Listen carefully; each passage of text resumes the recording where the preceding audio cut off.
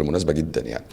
فبقول له عمرو يعني الدكتور محمد البنا عندنا بيموت بكبد، ومش عارف الدكتور مين بيموت يا ابني طالما احنا كده كده ميتين بحاجه من دول بناخد دواء ليه؟ ما هو طالما بقول لك ايه، ما بتشربش سجاير لحسن يجيلك سرطان. فانا كنت بقول له عمرو ايه، انا قبل ما يجيلي سرطان هموت بالذبحه وخلاص. ما احنا هنضحك، هعمل ايه؟ ما هو السرطان هيجيلي في 70s، انا هموت في الفورتيز. كنت بقول له انا هموت في الاربعينات يا عمرو، هموت بالسجاير. مش هو الذبحه بتموت؟ مش هو قالوا كده؟ فانا هتذبح من السجاير حسب كلامهم قبل ما يجيلي السرطان.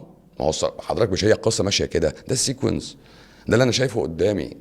فما قلت مرمي اي مين ان هو فعلا مسجى، لا حول له ولا قوه ما نفعه علمه يعني.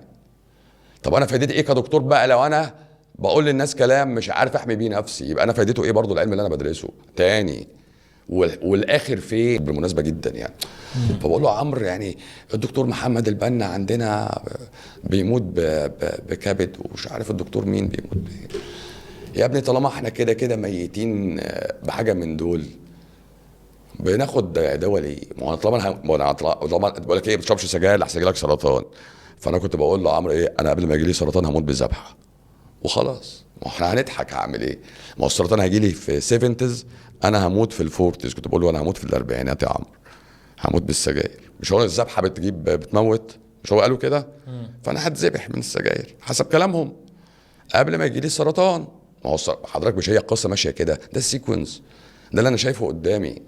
فما قلت مرمي اي مين ان هو فعلا مسجى، لا حول له ولا قوه ما نفعه علمه يعني. طب انا فايدتي ايه كدكتور بقى لو انا بقول للناس كلام مش عارف احمي بيه نفسي؟ يبقى انا فايدته ايه برضو العلم اللي انا بدرسه تاني؟ والاخر فين؟